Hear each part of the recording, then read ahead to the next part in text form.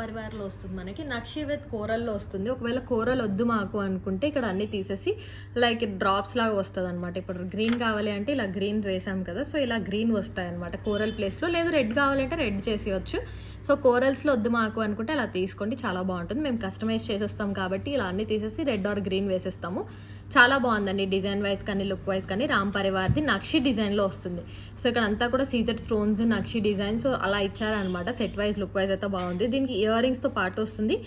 Back side అయితే push back వస్తుంది, బుట్ట ఇయర్ రింగ్స్లో ఇచ్చారు.